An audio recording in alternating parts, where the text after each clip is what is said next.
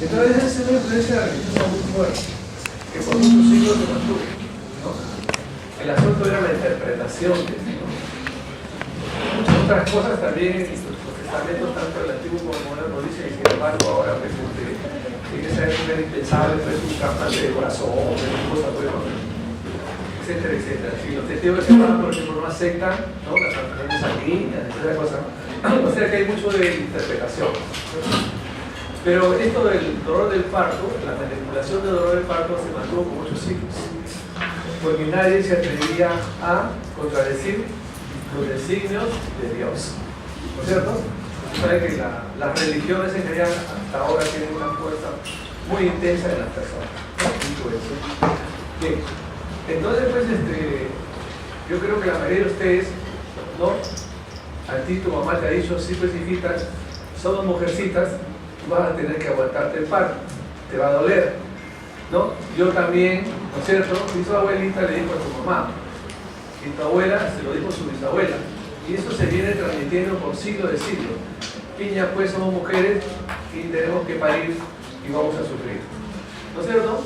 Entonces, pero ya las mujeres ya crecen con ese estigma de que en algún momento van a pasar por esa situación, que obviamente el final del túnel es un final feliz, la obtención de uno o más hijos, ¿no es cierto?, que es algo que están buscando con mucho deseo y mucho amor, pero que tienen que pasar por un trance difícil e intensamente doloroso. Entonces ya hay un estigma hacia la mujer sobre este tema. Los anestesiólogos un poco salimos en defensa de ellas para aliviarles este trance, ¿ok? Entonces este es el primer factor socioeconómico, sociocultural, incluso religioso. Yendo un poquito más allá, ya viene otras consideraciones, el avance de la investigación médica, ¿no es cierto?, referida a este tema específico, habla sobre la significación del dolor, ¿ok? Bien. Yo les había hablado el año pasado algo sobre este tema y les decía que el dolor es un síntoma general muy común en mucha patología humana, ¿cierto? Muchas de las enfermedades, todas que ustedes ya conocen hasta ahora, en ellas hay dolor, ¿sí? Bien. Entonces quiere decir que es algo que nos persigue a los humanos prácticamente desde que estamos poblando la Tierra. En ese aspecto, avanzando en los estudios de la fisiopatología del dolor, porque hay toda una fisiopatología. No sé si ustedes han llevado la clase de la fisiopatología del dolor del parto, ¿ustedes han explicado? ¿No? Bueno, te la recomiendo. Entonces, esa es la parte de las vías nerviosas, etc. Pero vamos a la otra parte, que el dolor va acompañado de ¿qué? De una experiencia desagradable, ¿no es cierto? A nadie nos gusta tener dolor, menos un dolor intenso, dolor de oído, dolor de muela, etcétera, es muy mortificante, ¿sí? Bueno, entonces quiere decir que el dolor va acompañado de estrés, ¿no es cierto? Claro. Porque ese famoso dicho que, popular que muchos, ¿no? El jefe está asado porque le duele la muela, ¿no? Está más gente. La fulana está asada porque le duele el oído, etcétera, etcétera, ¿no? Entonces ese es el estrés. Y el estrés viene a significar un síndrome, ¿ok? Entonces viene la segunda parte del componente del manejo del dolor, donde ya no participa la influencia sociocultural o religiosa, sino por qué es necesario manejar el dolor del trabajo de parto y del parto, ¿ok? Porque el estrés, entonces, como es un síndrome, es algo que va a modificar la fisiología de la madre y también del bebé. ¿Estamos? ¿Ya? Entonces, veamos brevemente cómo funciona esto. ¿Sí? Entonces habíamos hablado de que ya en esta época ya no es necesario considerar el dolor como parte del parto normal. ¿Ya? Debemos ir escuchando. Ustedes como médicos tienen que salir con una cultura diferente, con una cultura de avanzada, con una cultura de enseñanza social, ¿no es cierto? ¿Y de qué más? Y de protección a sus pacientes, ¿no es cierto? La obligación nuestra es orientar a nuestros pacientes para que en un momento de dificultad de salud la pasen lo mejor posible, ¿no? Bien. Y el estrés materno, pues, provoca grandes cambios en no solamente de la madre, sino en el feto. Y aquí ya viene el segundo componente, porque ya nos olvidamos eso de que la abuelita le dijo, y nosotros tenemos que trabajar para obtener los beneficios de la analgesia. ¿Ok? Bien. Entonces veamos un poquito de esto. El estrés y el dolor. Habíamos dicho que son hermanos, como marido y mujer. Donde hay dolor hay estrés, necesariamente. Que puede ser menor, mayor, mediano, no sabemos, pero hay. ¿Ya? Y el estrés, ¿qué él va a producir? Va a producir aumento de la actividad enérgica, aumento de la actividad simpática y aumento del gasto cardíaco. O sea, la misma dinámica del trabajo del parto. Ustedes habrán escuchado incluso decir, ¿no?, que en el momento de la dilatación le dicen respira rápido, perrito cansado, etcétera, etcétera, ¿no? Todo eso va a haber consecuencias, que va a haber aumento del consumo de oxígeno, consumo metabólico del oxígeno. Entonces ya vemos que se está produciendo una alteración en la madre, solo el estrés que va a acompañar, y eso va a producir una hiperventilación. Ustedes por fisiología saben muy bien qué cosa le va a pasar a una persona si hiperventila por mucho rato. No vamos a entrar en ese tema, ¿sí? Pero las consecuencias de todo este síndrome, ¿cuál va a ser? ¿Ah? Acá lo tenemos. Va a haber una desaceleración fetal por transferencia de lactato y acidosis fetal. Fíjense ustedes, entonces ya aquí cambió la cosa. Ya no es que me dijo la abuela que tienes que aguantar o no, sino es una necesidad de proteger al bebé. ¿Ya? Entonces este es el fundamento más importante, moderno, de por qué ustedes deben recomendar el manejo del dolor del parto a sus pacientes. ¿Ok? Obviamente estamos hablando de un manejo profesional, ¿no es cierto? De un manejo correcto, ¿cierto? Bien. Entonces este es el segundo, digamos, motivo importante por el cual debemos hacerlo, ¿no? Esto ya es reiterativo, lo vamos a seguir, hay cosas que no vamos a ver. Esta lámina probablemente se acuerdan ustedes, no fue el año pasado, se las pasé, ¿sí?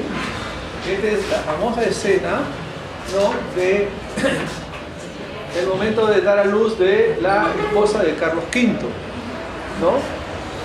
La esposa de Carlos V, como muchas mujeres de la época que eran de la alta sociedad, tenía asistencia en el dolor del parto. La matrona, aquí la ven que ya está hasta despeinada, que no consigue sacar al bebé, ¿no es cierto? Y tenemos acá alguien que la está consolando. Aquí una especie de payasos que le están tratando de hacer chistes para ver si le disimulan un poco el dolor, ¿no es cierto? En un momento que ella no quiere saber nada y lo habrá mandado a rodar seguramente, ¿no? Y aquí alguien que está esperando la placenta, ¿no? Pero este cuadro es famoso porque representa el punto de quiebre hacia el inicio de un trabajo serio, profesional, para hacer una buena analgesia del parto. ¿Ya? Por eso se los pongo, porque ustedes son gente importante, ¿ya? Si no, no se los pusieron. Bueno, entonces vamos a ver algunos puntos, de aquí los vamos enunciando, de cómo va a ser nuestro disertar de esa tarde, ¿no? Bien, entonces veamos que la definición de la analgesia del parto, obviamente en este caso se hace en uso de drogas o fármacos, ¿ya? Uso de drogas o fármacos, ¿no? Que pueden ser analgésicas puras, pueden ser anestésicas, no pueden ser combinadas, que se depositan en los espacios corporales. Puede ser desde oral, puede ser intramuscular, puede ser endovenoso, puede ser epidural, puede ser espinal. No se escucha acá. Ah, bueno, me pongo al micro. Ah, ¿cómo está Carlos? Entonces, me hubiera gustado tener otro micro que el piso. ¿Ahora ya me escuchan? Sí.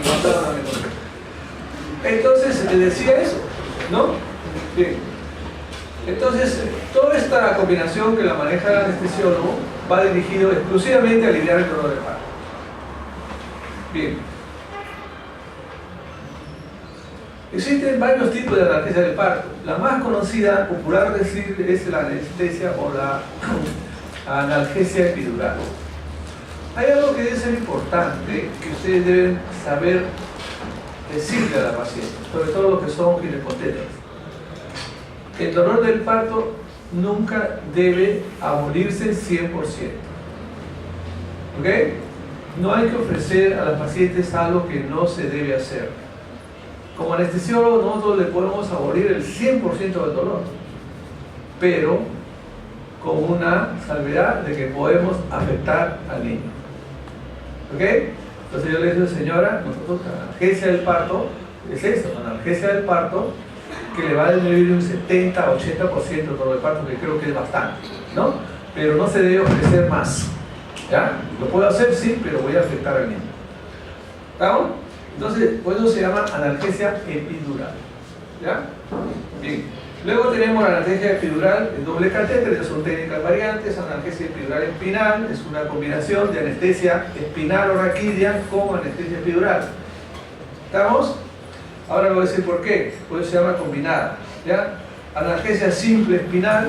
¿Qué cosa es analgesia simple espinal? Es la anestesia raquidia simple. ¿En qué caso se usa? Cuando una mujer, generalmente multípara o segundigesta, llega ya casi en expulsivo. Ya no hay tiempo para más, ¿ya? Entonces le pone una anestesia raquidia simple y en 10-15 minutos esa mujer está dando a luz, ¿ya? La analgesia epidural espinal combinada, ¿cómo es? Es colocar una anestesia epidural y utilizando la misma aguja se quita el guiador y por esa aguja gruesa de la anestesia epidural se pasa una hoja fina calibre 25 y se penetra el espacio subdural o raquidio y se deposita una anestesia raquidia. ¿Para qué se consigue esto? Para que la anestesia raquidia actúa en 30 segundos. ¿Ok? Bien. Y luego de que pase el efecto de la raquidia, que puede durar hasta 40 minutos, se queda el catéter epidural para continuar la analgesia del parto. Ustedes saben por fisiología que el trabajo del parto en una nuligesta o primigesta, que se embaraza por primera vez, aproximadamente dilata 1 centímetro cada hora, a veces cada 2 horas. Vamos a ponernos en el mejor de los casos, que dilate 1 centímetro cada hora. Tiene que llegar a 10 centímetros, son 10 horas de trabajo de parto que se les hacen realmente muy difíciles de soportar. ¿Ok? Entonces ahí tenemos una razón importante de cómo manejar las técnicas de anestesia, ¿ya? Algunos criterios tenemos ahí, por ejemplo, la aceptación escrita de la paciente. Una recomendación. Primero porque hay una norma. Ustedes probablemente ya han llevado medicina legal. ¿No? Bueno, en medicina legal, y así no tengan curso de eso, estamos obligados a saber, existe ya en el país lo que se llama las normas técnicas de atención. ¿Qué cosas son las normas técnicas de atención? Son lo que antes se llamaba protocolo, ¿ya? Entonces, cada patología, dentro de las mismas especialidades, tiene protocolo, o sea, norma técnica de la atención del parto, normal. Norma técnica de la cesárea, norma técnica de cáncer ovario, etcétera, etcétera. ¿Okay? Y los médicos estamos en la obligación de conocerlo. Y esas normas, ¿quién las da? El Ministerio de Salud. ¿No es cierto? El Ministerio de Salud con los especialistas respectivos. Y los médicos estamos obligados a trabajar dentro de la norma técnica. Si no, nos salimos de la norma técnica, si tenemos un problema legal, vamos a tener no un problema, sino un problemón legal. ¿Ok? Entonces ustedes tienen que conocer, de acuerdo a la especialidad que tengan. Incluso hay norma técnica para poner anestesia epidural, norma técnica para pasar una sonda vesical, norma técnica para poner un catéter venoso. O sea, estamos bastante controlados. ¿Estamos? ¿Ya? Muy bien. Entonces, eso por un lado, ¿no? Entonces, existe además, la norma exige que todo procedimiento debe tener la autorización del o la paciente y firmado un formato. Es como cuando ustedes van ahí a la chica, le gusta ir a Ripley a sacar tarjeta de crédito, entonces le dejan un montón de escritos ahí y tú firmas abajo, ¿no? Entonces esa es la norma técnica, ¿ya? ¿Ok? Entonces hay que conocerlo. Nunca hagan un procedimiento si el paciente no lo ha aceptado. ¿Estamos? Bueno, tienen que haber trabajo de parto activo, por ejemplo, presentación debe estar encajada, no desproporción cefalopélvica, son los criterios básicos que tiene que haber, y una incorporación mayor al 80%. Ya no voy a explicar eso porque ustedes saben mejor que yo eso. Y una coordinación con el obstetra. Siempre tiene que haber, yo les he dicho, un trabajo coordinado, ¿no? De hecho, acá está el obstetra, ¿no es cierto? Cuidando a la madre, etcétera, viendo que su trabajo de 9 meses salga bien. El otro lado está el pediatra esperando que le tenga un niño saludable y nosotros estamos en medio. ¿Ok? Entonces es un trabajo muy coordinado, muy en equipo, muy profesional, que es necesario siempre hacer. ¿Ya? Las indicaciones son tanto analgésicas como obstétricas. ¿Por qué analgésicas? Porque puede ser que, de acuerdo a lo que hemos dicho en la lámina anterior, que ha determinado la obstetra, ese parto va a ser un parto, llámese normal. O sea, todo debe seguir su línea conforme al estudio pélvico, el desarrollo del inicio del trabajo de parto, etc. Entonces debe seguir ese curso. Entonces esa paciente va a dar a luz por vía vaginal. Entonces no necesita más, ¿no es cierto? O indicaciones obstétricas, que puede haber, ¿no es cierto?, de que el obstetra dice que puede haber una circunstancia X, ¿no es cierto?, que ese parto pueda terminar en cesárea. ¿Estamos? ¿Ya? Entonces, por eso es un trabajo coordinado. Entonces, nosotros tenemos que conversar con él y dice, bueno, ¿cómo es tu caso? ¿Qué es lo que piensas? Analgesia para cuánto quieres, ¿no? Además, debe haber una solicitud específica de la madre. ¿Ya? La madre, muchos deben estar de acuerdo. Obviamente, el dolor, el estrés materno, son hermanos. Dolor y estrés, ¿no? Presentación ocípito posterior, etc. Y estas son las indicaciones obstétricas que las pueden leer, ¿no? Una de ellas es, por ejemplo, cesárea previa, hipertensión del embarazo, parto inducido, etc. ¿no? Obviamente, como todo procedimiento, habíamos hablado el año pasado de que los tratamientos, muchos de ellos son procedimientos, ¿cierto? Que un procedimiento a su vez se convierte en tratamiento, ¿cierto? Y ambos tienen que tener algo previo, que es la indicación, ¿no es cierto? La indicación de un antibiótico es una enfermedad infecciosa, fiebre, etc., ¿no? Igual acá, ¿no? Lo mismo que le decía, si el paciente, la paciente no quiere, nunca cometan el error, ya que es una experiencia personal, ¿no? Nunca cometan el error de convencerla para hacer un procedimiento. ¿Ya? ¿Ok? Porque a veces ahí nos pasan cosas terribles, ¿no? Dejen que la paciente decida. Coagulopatías, obviamente, ¿no? Porque nosotros vamos a poner una aguja que es bastante gruesa y podemos lesionar alguna. Como ustedes saben, pues, la anestesia epidural es, la técnica es semejante a ¿qué? A una punción lumbar. Y la punción lumbar se hace a ciegas, ¿no es cierto? Entonces, una aguja bastante importante, que es un calibre 16, 14, podemos lesionar y crear un hematoma intradural y hacer una compresión de la médula. ¿Ya? Entonces, puede llegar en esta situación, que son no pocas, es mejor evitar.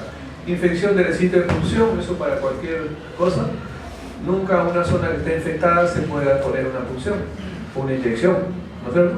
Igual acá podemos llevar la infección adentro. Esto es aún más peligroso porque podemos hacer una meningitis.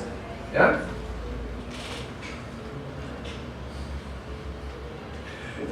falta de equipamiento, bueno, pues nunca improvisemos. Uno de los errores más grandes que cometemos los médicos es improvisar. Tú improvisas cuando realmente tienes pericia, conoces bien las cosas. Pero si no tienes mucho conocimiento, mejor no lo hagas. ¿Ya? La impericia del médico, o sea, ese de aquí, como dicen ustedes, el aventado, ¿no? Es bien aventado ese, ¿no? Bueno, el aventado que se aviente es del cerro, pero que no aviente a la paciente. ¿Ok? ¿Ya? Entonces, en medicina no hay aventados. Los aventados terminan mal. ¿Ya? Entonces, si tú no sabes una cosa, no la hagas. Porque te puede meter en un problema muy grave. Hipovolemia. ¿Por qué la hipovolemia? La fisiología de la colocación de la anestesia epidural supone como resultado hipotensión arterial. En el caso de la epidural, la hipotensión es amortiguada, pero se produce aproximadamente un 20 a 25% de hipotensión de la toma basal. ¿Ya? Entonces, eso, ¿cuál es la importancia? La importancia es que no solamente le baja la presión a la madre, sino llega a menos flujo uterino, menos oxígeno al feto. ¿Ya? ¿Ok? Dolor lumbar crónico igualmente. Entonces, si tiene un paciente con dolor lumbar por patología X o crónico, habíamos hablado el año pasado con ustedes cuando hablamos de anestésicos locales, de que el 60% de la consulta médica ambulatoria hay dolor lumbar, de alguna manera, ¿no? Bien. Deformidad de la columna, bueno, es una contaminación, no es absoluta, porque si el anestesiólogo es un profesional ducho, lo puede hacer,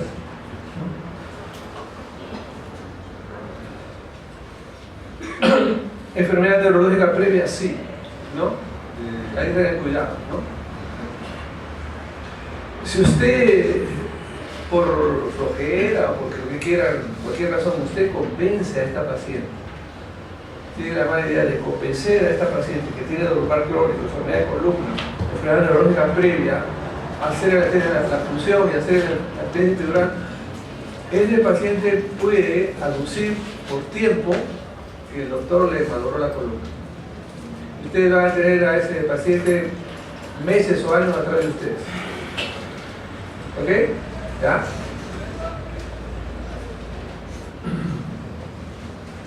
Bueno, esto ya lo van a leer ustedes, pero esto es muy importante, ¿no?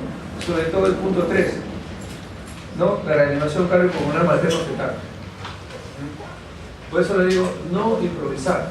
Las salas de partos normales tienen que tener por lo menos un AMBU o una fuente de oxígeno, ¿ya? Y un laringoscopio neonatal. Entonces, ustedes algún día quieren tener su clínica, ya en la sala de parto tiene, de acuerdo a las normas, un equipamiento mínimo, ¿ya? Porque he dicho que la madre va a resultar con hipotensión. Y muchas de ellas, la hipotensión, ¿qué les causa? Náuseas y vómitos, ¿ya?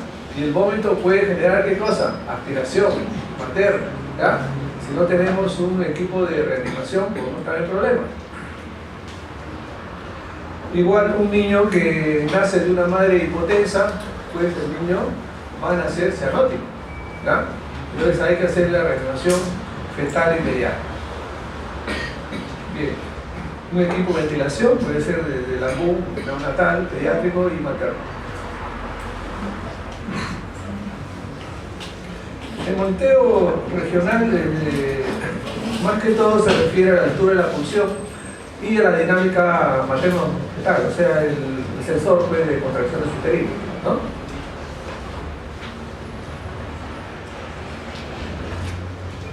La técnica la vamos a dejar un poco de paso, lo van a leer, esto ya es para el anestesiólogo. Solamente incidir en esta parte que lo vamos a hacer más adelante. ¿Por qué decúbito de lateral izquierdo? Ustedes les saben haber enseñado.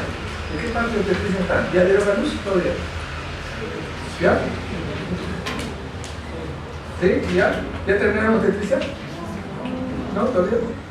Bueno, pues ya saben el avance gestacional, ¿no es cierto? Incluso el año pasado, ¿se acuerdan cuando hablamos de la anestesia para la cirugía laparoscópica? ¿Se acuerdan que yo le puse una señorita ahí que la barriga le iba creciendo para el neumoperitoneo, ¿no? Para los que estaban despiertos ese día. Ahora lo vamos a ver, ¿ya? Dosis test, eso es lo que habíamos comentado al principio, ¿no? Entonces yo le decía, bueno, pues ¿cómo es? El fármaco se pone de acuerdo a, ponte, 20 miligramos por kilo peso. ¿Y a quién le tomo el peso? ¿A la madre o al feto? Son una sola unidad en este caso. Fíjense la disyuntiva en que nos encontramos, ¿ya? ¿Okay? O sea que ahí se asocian otras situaciones de conocimiento de la farmacología y la farmacodinámica de los anestésicos, ¿ya? ¿Ok? ¿Cierto? Si yo le digo que esta madre pesa, pues, ponte 60 kilos, el promedio, de acuerdo a los obstetras, dice que una mujer debe subir no más de 1 kilo por mes, ¿no es cierto? Casi se va a 70 kilos. Si yo le pongo la lidocaína, tomando en cuenta 70 kilos de peso, fíjense que el feto tiene, en el mejor de los casos, 3 kilos 200. ¿Cuántas veces más le estoy poniendo dosis? Esa es una barbaridad, ¿no es cierto? En relación al peso del feto, ¿no? Bueno.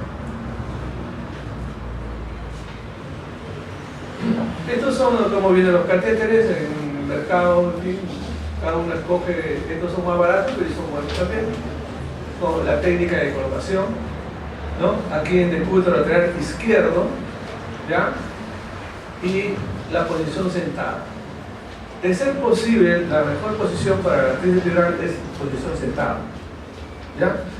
Hay mujeres que no se pueden sostener, ¿no? Recuerdo una vez que me llamaban tarde de guardia y me dijeron, doctor, ya habíamos hecho mucha cirugía, ya eran como las 3 de la mañana, nos íbamos a la residencia a descansar un rato. Me dice, no se vaya porque está pidiendo una cesárea de urgencia. Es que esta me la hace rápido. Rápido, la paciente pesaba 120 kilos. ¿Me pueden imaginar? De esta manera que la aguja me parecía pues, un lapicito de primaria. Tenía que traer una aguja muy más grande. Entonces, ahí pues, cómo manejan esos pacientes, ¿no? Esa paciente no soporta estar sentada, porque el volumen de su abdomen es tal que se asfixia, ¿no? Más las mamas que crecen muchísimo, ¿no es cierto? Y si son bien dotadas desde el punto de vista de las mamas, no soportan estar sentadas. Entonces hay que ponerlas echadas. Si en ese caso, la posición tiene que ser de cúbito lateral izquierdo, solo izquierdo. ¿Ya? Ahora vamos. Bueno, esto es un poco de la anatomía, ¿no? Todo lo que nosotros tenemos que avanzar, ¿no? Para llegar al espacio.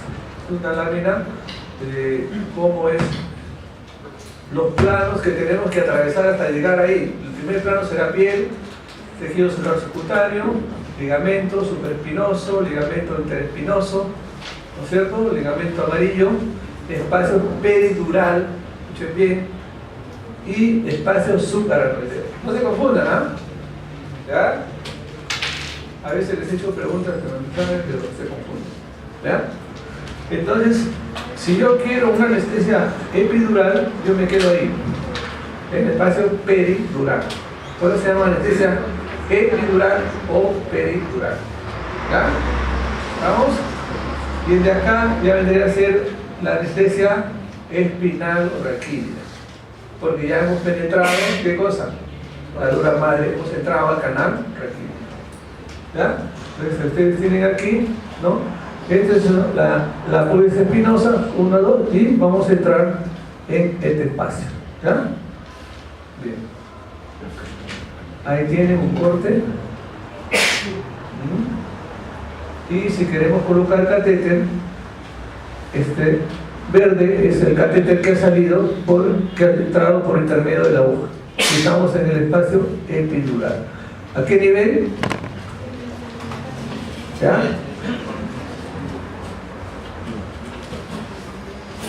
Aquí está, ¿no es cierto? Esto es lo que se llama la anestesia espinal continua, o sea, la combinada, ¿ya? Que habíamos dicho.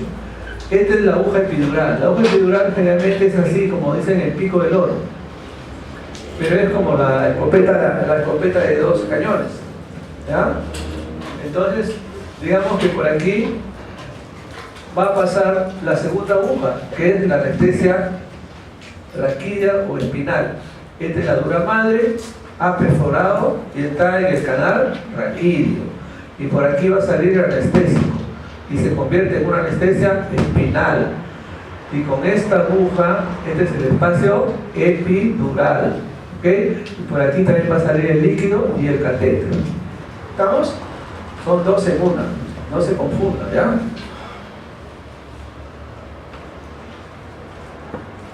Bueno, esto lo vamos a pasar, no tiene mayor importancia, porque la dosis en su momento la van a estudiar, ¿no es cierto? Pero sí podemos agregar una cosa que es importante. Lamentablemente, pues, el mundo social tiene algunas cosas que han afectado a la salud. Por ejemplo, la Organización de la Salud sacó una especie de compendio, ¿no? Que son nuevas enfermedades que no están en ningún libro de texto de medicina, ¿no? Que eran más o menos como 50 enfermedades producto de la vida moderna, ¿ya? Producto de la vida moderna. Una de ellas es, por ejemplo, el uso de narcóticos, ¿no? Hay madres que son drogadictas y esos son un problema, ¿no? Y no son tan pocas. Si ustedes van a la maternidad de Lima, ahí hay un pabellón para menores, chicas menores de edad. En la maternidad de Lima nacen aproximadamente 110 niños por día, solo en la maternidad de Lima. Y de esas más o menos un 15% son madres menores de edad. ¿Y de dónde proceden esas niñas? Generalmente de barrios marginales, ¿no? Que salen embarazadas, por muchas que no tienen madre, padre, no se sabe, pero viven ahí en ese submundo, ¿no? Se drogan, pero son pirañitas, y obviamente en ese mundo pues nacen embarazadas, salen embarazadas, ¿no? Entonces ese es un problema que ustedes de repente cuando sean internos lo van a vivir, porque van a recibir esos pacientes. No se olviden, ¿no? No crean que son los pacientes son de Chacarilla y son, ¿no? TPA, no, la mayoría son del otro lado, ¿verdad? Entonces hay que tener en cuenta, ¿verdad? Entonces miren, si nosotros colocamos que queremos tener un tiempo, hay un retraso, digamos, del avance del trabajo de parto, ¿no es cierto? Entonces esa chica está dilatando 1 centímetro cada hora y media, cada 2 horas. Entonces necesitamos una demanda más larga. Entonces, ¿qué podemos hacer? Colocar la analgesia del parto con epidural con catéter. Porque por el catéter podemos poner dosis sucesivas. ¿Ya? ¿Estamos? Muy bien. Pero el grado de analgesia nosotros queremos potenciarlo y aumentarlo. Entonces, en ese caso podemos usar opioides, ¿ya? Que van a potenciar la analgesia y el tiempo de analgesia. Pero estamos asociando, ¿no es cierto?, un morfínico o un morfínico sintético, ¿no es cierto?, a un anestésico. Entonces ya son 2 acciones farmacológicas, ¿okay? Y no se olviden que los opiáceos, ¿qué producen? Producen depresión de la madre, producen hipotensión, depresión respiratoria. ¿Ya? Por eso que este método tiene que hacerlo un especialista. Volvemos al lado del improvisa y al lado del aventado o la ventada, ¿no? Tengan cuidado, ¿ya? No todo lo que dice el libro es decisión. Hay que saber manejar, ¿ya? Entonces aquí tenemos, si en caso ustedes deciden potenciarlo, porque usted también sabe que se me ha chantado el trabajo de parto, está retrasando, entonces ustedes necesitan potenciar. Esto lo vamos a pasar, no tiene mayor importancia, cada dosis tiene farmacología, lo puede leer perfectamente bien. Son todos los agentes anestésicos susceptibles de utilizar en las concentraciones. ¿Ya? Lo que quiero decirles en términos generales es que, por ejemplo, la bupivacaína es un fármaco que se vende para cirugía que es al 0.5. Hay un enunciado en anestesia obstétrica que dice: la anestesia epidural o espinal para una mujer gestante es el 30% menos de una persona no gestante. ¿Ok? ¿Ya? 30% menos. ¿Por qué? Porque ustedes saben por fisiología de que hay una gran vascularidad de la pelvis en general, de todo lo que está contenido dentro de la pelvis está muy localizado porque tenemos que alimentar al feto, ¿no es cierto? O sea, también el paquete venoso de la zona raquídea está muy dilatado, muy enriquecido. ¿Ya? Entonces, ¿qué es lo que está pasando? Como hay gran vascularización, ¿se acuerdan el año pasado que hablábamos de que nunca pongan anestesio por el foco de la herida? ¿Se acuerdan? ¿No? Hicimos la anestesia con el triangulito, la salchichita, etc. Entonces, la zona intensamente vascularizada puede haber una absorción brusca del agente anestésico y produce una depresión materno-fetal. ¿Ya? Entonces, la bupivacaína para la obstetricia no es 0.5, no 0.12. Imagínense, la cuarta parte. No se equivoquen porque a veces vienen otra vez los aventados, ven un frasco de lidocaína, ya ponle este acá. Esa es la anestesia que se usa en el tópico, que no tiene nada que ver con la anestesia obstétrica. ¿Estamos? No se olviden, ¿ah? Vayan a cometer un error.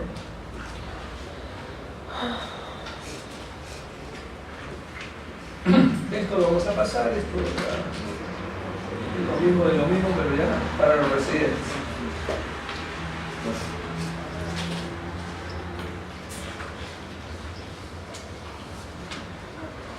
Complicaciones sí. Ya les he dicho que en realidad es una complicación, pero en realidad es el resultado de la técnica. Toda la anestesia epidural va a producir sí o sí hipotensión. ¿Qué tanto? Más o menos 20% de la cifra inicial. ¿Vamos?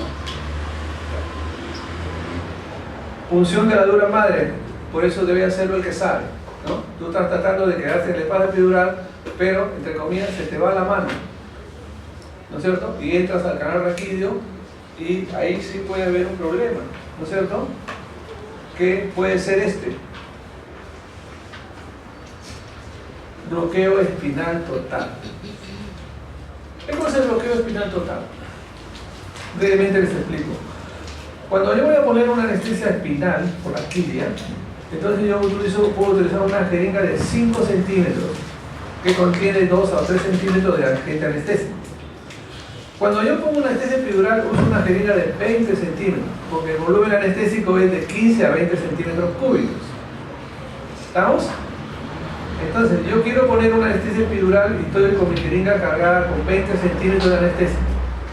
Si yo no tengo el conocimiento y en vez de quedarme en el espacio epidural, me paso al espacio subdural o raquídeo, y en vez de poner, debería poner 3 centímetros, le pongo los 20 centímetros inadvertidamente a la paciente, ¿qué pasa? En vez de poner 3 centímetros, estoy poniendo 20. Entonces, como el espacio es un espacio epidural, es un espacio virtual, ¿no es cierto? En el momento que yo estoy inyectando, estoy despegando, ¿no es cierto? Entonces, eso hace que aumente la presión del canal. ¿Y la anestesia dónde se va? Se va arriba.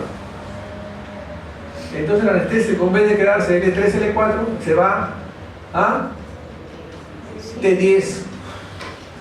Bloqueo torácico. ¿Ya? Entonces, la paciente entra en hipoxia en 30 segundos. Tienen ustedes un problema. ¿Ya? ¿Ok? Entonces eso se llama bloqueo espinal total. Escúchenme que les estoy explicando, después no se quejen de las preguntas. Y como consecuencia, pues, ya lo que más viene, ¿no? ¿Ok? ¿Estamos? ¿Ya? Ahí lo leen, ¿cierto? Muy bien. Otra de las complicaciones es el escalofrío y temblores producto de la hipotensión. ¿Cuál es la otra explicación? Que al producir el bloqueo del hemicuerpo hacia abajo, o sea, como dijimos en la clase del año pasado de los anestésicos locales, El bloqueo no solamente es motor, es bloqueo sensitivo, ¿no es cierto?, proprioceptivo de la temperatura, del calor, etc. Entonces la regulación térmica se pierde. ¿Ya? Entonces en mi cuerpo inferior está frío y en mi cuerpo superior está normal. ¿Por qué? Porque la sala de partos y la sala de operaciones tienen una temperatura de 24 grados contra 37 que tenemos en nuestro cuerpito. Entonces son salas frías. ¿Ya? Doble explicación, ¿ah? Fíjate que me detengo en cada punto para explicarles. ¿Ya? ¿Cuál es la causa de los escalofríos y temblores en la paciente que recibe esto? Hipotensión, hipotermia. ¿Ya? Muy bien. Convulsiones raramente si es que produce el accidente anterior, del bloqueo espinal total. ¿Ya? Esperemos que nunca les pase. Extensión del bloqueo epidural, que vaya más allá de lo que nosotros esperamos. ¿Cierto? Ya. Hipoventilación, ya hemos dicho por qué. Ascenso de la anestesia. A veces uno lo puede haber hecho en el espacio correcto, pero a veces estamos apurados o nerviosos, ¿y qué hacemos? Empujamos el émbolo muy rápido. Ya, apúrate porque el chiquito está mal. Le mandas el émbolo y a pesar de que estás en el espacio correcto, por la presión lo hace subir. ¿Ya? Fracaso de la analgesia, bueno, un 5% puede suceder. ¿Qué es algo que ustedes deben decirle a la paciente antes de hacer un procedimiento? Anestesia intraoral, esto tiene que ver con la anatomía. ¿Ya? Así como hay la dextrocardia, por ejemplo, tú no sabes cuál es la anatomía de la parte de la columna de la persona, ¿no es cierto? Porque nunca se lo hemos visto. Entonces puede haber metámeras, puede haber fibras, entonces hace que la anestesia salga en tablero de anestesia, ¿no? Lumbalgias, propio de estar ahí tratando de hincar y traer el canal. Controles neurológicas igualmente. Bueno, estos son los otros métodos de analgesia del parto, son las modificaciones ambientales. ¿Qué cosa es esto? Es la musicoterapia. ¿Ya? Se ven unas clínicas donde hay mucho dinero, con salas así en penumbra, y les ponen música ambiental, ¿no? Dicen que eso relaja a la persona, ¿no? A mí, por ejemplo, me gusta cuando preparo mis conferencias con música así, ¿no? Ambiental, ¿sí? Y es muy bueno, ¿no? A algunas mujeres les hace bien la psicoterapia de apoyo, ¿no? Algo como hacían lo de la esposa de Carlos V, ¿no? Entonces funciona. La psicoprofilaxis ya la saben, no la saben explicar, ¿no? Que son los ejercicios pre-parto, ¿no? Es decir, para dilatar la zona pélvica, etc. Los TEN, que son los elementos como los parches, ¿ya? Los parches que se ponen anestésicos, ¿no? Les dije el año pasado, ¿se acuerdan? ¿Sí? Si yo quiero poner un catéter a un viejito, a un niño que tiene miedo, le pongo un parche que es como un curita, ¿no es cierto? 10 minutos, se lo quito y es la zona tan especial. ¿Ya? Entonces yo puedo poner un TENS a la altura del lumbar y las raíces de esa zona, ¿no es cierto?, se van a anestesiar, o son dispositivos eléctricos por estimulación. ¿Ya? Y la última, que es la analgesia inhalatoria. Es el método, tal vez de los hospitales, lo único que lo tenga es el alvenar, ¿no? Utilizado el óxido nitroso con oxígeno, ¿no es cierto?, que no es epidural, sino simplemente con más. ¿Ya? Este método es muy utilizado en Europa y en los Estados Unidos. Es un poquito más caro, obviamente, ¿no? Por eso será, ¿no? Vamos a pasar eso, hicimos eso el año pasado. ¿Cómo funciona esto? ¿No? Esta es la parte de la farmacología, digamos, ¿no? Determina la función hormonal del cerebro, dependiendo de la dosis de concentración. El tiempo de demora en actuar es aproximadamente 15 segundos. Y ese es el anestésico más rápido, ¿ya? Y se distribuye por todos los tejidos maternos y pasa fácilmente a la barrera placentaria. Parecido también a anestésicos locales, pero ellos demoran un poquito más, ¿ya? Bien, vamos a decirle los efectos colaterales, así como nosotros hemos tenido hipotensión, temblores, etcétera, ¿no? Con la anestesia epidural, ¿no?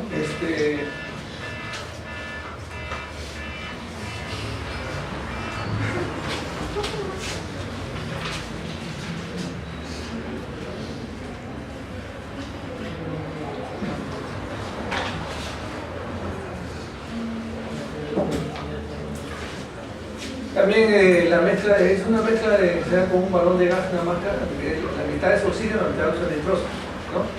O carcilarán. También puede producir náusea, vómito, confusión, desorientación, actividad emocional. No sé si se acuerdan cuando hicimos la clase el año pasado del manejo del dolor, que usaban la anestesia dental. ¿Se acuerdan? ¿Sí? Una mascarita, ¿no? Se pone para los dentistas. Es el mismo método. ¿Ya? Muchas mujeres las cogen porque le tienen miedo a la aguja, pues, ¿no? Como muchos de nosotros. Contraindicación, obviamente, cirugía pulmonar porque se utiliza la vía respiratoria.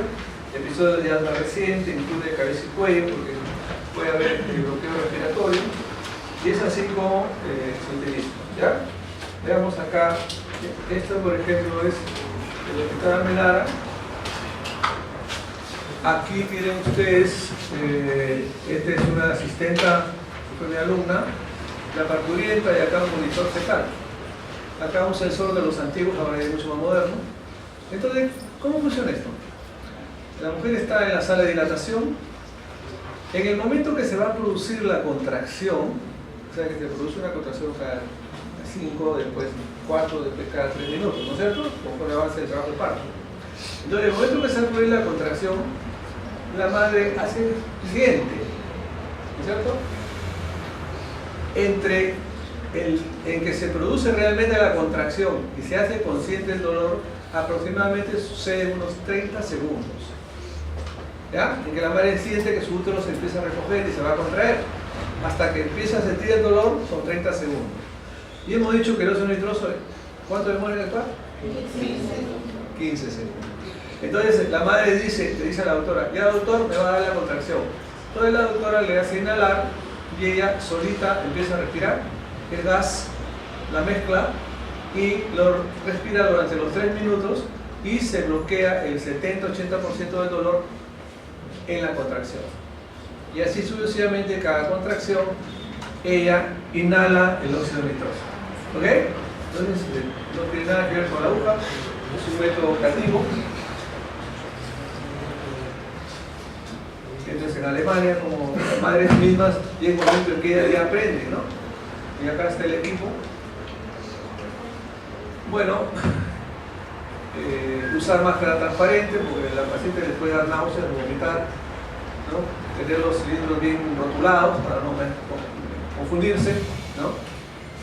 Y tiene que haber un entrenamiento adecuado para que el gas que nada exhala la paciente no se vaya pues, al medio ambiente, ¿no? Debe ser echado afuera, ¿ya? No inhalado por la obstetra ni el residente, ¿no? Vamos a seguir. En el caso de la operación cesárea, para terminar ya,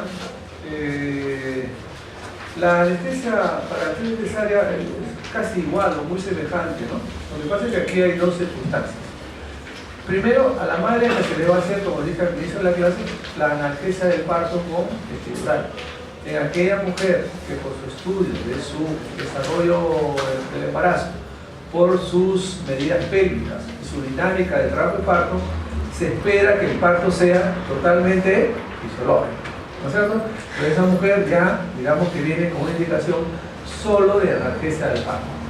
En ese caso se hace la analgesia epidural con catéter. Si es primigesta, ya hemos dicho que son más o menos 10 horas de trabajo de parto, ¿no es cierto? Bien, pero recuerden una cosa, que es muy importante. La analgesia epidural del parto puede tener doble efecto. En algunos casos puede retrasar el trabajo de parto. Es ahí donde el obstetra se parienta con nosotros. Y en otro caso lo puede acelerar. Pero hay una cosa que tenemos que recordar. La anestesia epidural solo se puede poner cuando la mujer tiene 4 centímetros de dilatación para adelante. ¿Ya? Si ustedes lo ponen antes, retrasa el trabajo de parto. Si ustedes lo ponen de 4 o más, sí va a haber dinámica. ¿Estamos? Muy bien. Entonces eso no se olvide. ¿Ya? Entonces, bien.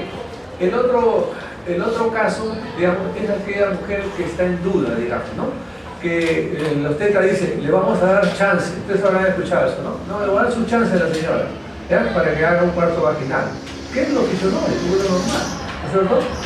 Entonces empieza el trabajo de parto, nosotros hacemos analgesia, pero sabemos de que hay ese porcentaje de que va a ir a cesárea. Entonces ahí es donde hacemos la combinada, ponemos la espinal para la parte de la dinámica fetal, y si la mujer va a cesárea ya está con el catéter instalado. ¿Ok? ¿Ya? Muy bien. Y aquella mujer que ya viene con indicación de cesárea, por ejemplo, es la que ya ha tenido cesárea previa, tiene desproporción cefalofetal, estrechez de caderas, etcétera, etcétera, ¿ya? ¿No? Entonces, esa mujer ya pues va a este caso, a hacer anestesia epidural para la operación cesárea. Ya no lleva la anestesia. ¿Estamos? ¿Ya? No se olviden, esos tres escenarios son importantes. Y ustedes como centro tienen que saber, ¿no? Ante qué tipo de pacientes se encuentran. ¿Ya? Entonces la técnica es igual. Nosotros lo que cambia es la técnica un poquito de la farmacología que vamos a utilizar, ¿no? Bien. Entonces tiene la ventaja que evita riesgos de aspiración, ya que la paciente está despierta, ¿no es cierto? Entonces el doctor me ve la cabeza, tengo mareo, me da náusea, etcétera, etcétera, ¿no? Evita el riesgo de falla de intubación, porque la paciente está despierta, ¿no? Y evita el tono uterino. O sea, ¿qué cosa quiere decir? Que cuando, usted sabe que cuando ya se ha producido la expulsión fisiológica viene la contracción uterina, ¿no es cierto? Eso viene solito, ¿no? O debe venir. Y nosotros estimulamos, ¿no?, con ergotamina, ¿no?, para producir la contracción uterina y evitar el sangrado, ¿no es cierto? Entonces la anestesia epidural no bloquea ese reflejo, ¿ya? O sea, el útero se contrae bien a pesar de la anestesia. Eso es lo que quiere decir. ¿Sí? Tanto la técnica como el agente anestésico no va a bloquear la contracción uterina, ¿no? Sí. Entonces, otras consideraciones, lo que es una cirugía abdominal, ¿no? Aquí hay lo que, fíjese, la anestesia en este caso es una de las áreas de la medicina relacionada con la anestesiología que tiene que ver mucho con la fisiología. A veces nosotros pensamos que ya aprobamos el curso de fisiología, ya, ¿eso para qué sirve? No voy a ver más. Entonces acá hay mucho de dinámica, ¿se dan cuenta? ¿No? Entonces la hiperpresión del abdomen por el crecimiento y el contenido fetal uterino repercute también en el canal rectal, ¿ya? Entonces, al poner el anestésico, si nosotros no hacemos una técnica buena, el anestésico hemos dicho que puede subir y puede bloquear partes más altas, ¿ok? La madre también puede participar con la expulsión. Entonces, si está con catéter, el médico le puede decir, la madre responde porque está despierta, participa, mejor dicho, del parto. Esto se está usando mucho de mérito de disminuir el dolor. O sea, el dolor yo se lo bajo a no 80, sino solo 60. Pero yo no sé, yo no soy mujer, pero dicen que es un momento sublime de la madre parir, tener el hijo, ¿no es cierto? Un momento muy sublime para ellas, ¿no? Algo de la coronación de un deseo muy grande, ¿no? Entonces, mientras más participes tú en eso, lo disfrutas más, a pesar del dolor, ¿no? Es como ahora, por ejemplo, entran los maridos, ¿no? O la pareja en el momento que la madre está dando a luz, ¿no es cierto? Entonces ven cómo va cambiando todo, ¿no? Entonces el obstetra te puede decir, déjala para que ella también ayude a empujar. Algunas escuelas dicen que la mujer, entre comillas, disfruta de empujar a su hijo, ¿no? Bueno, no sé, son posiciones, ¿no?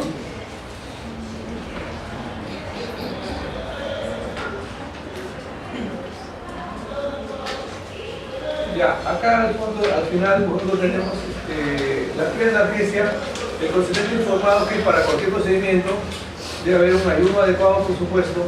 Siempre ustedes, por favor, no solamente para una cesárea, cualquier cosa, ustedes jamás hagan un procedimiento si la paciente no tiene un catéter colocado. ¿Ya? No se metan en problemas. Nunca hagan un procedimiento que supone algo de cirugía o de un procedimiento anestésico si es que previamente no le han cogido un catéter periférico, ya les hemos dicho dónde se coloca y dónde no se coloca y qué calibre se debe poner, ¿no es cierto?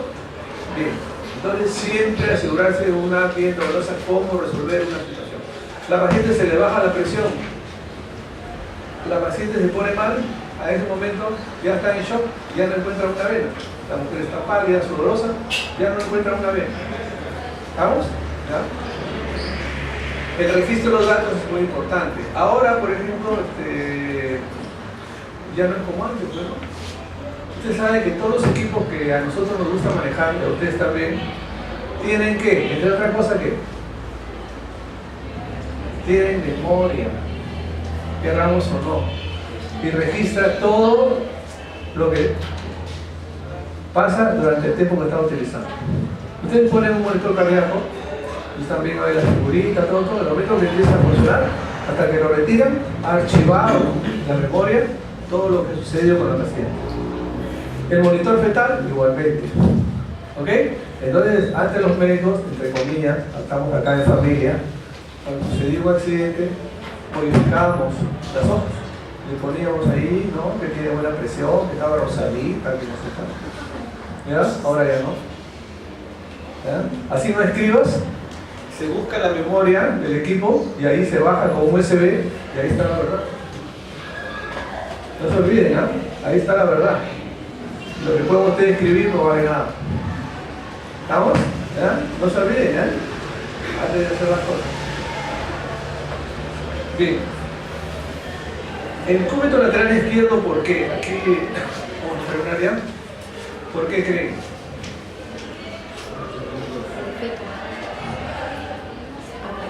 Bueno, miren, volvemos a la hiperpresión del abdominal, ¿no es cierto? Al final del embarazo hay una hiperpresión abdominal, el estómago está acá arriba, ¿no es cierto? Hay una presión total, y más aún sobre la zona pélvica, ¿ok? Bien, entonces no se debe poner en el cúbito lateral o echar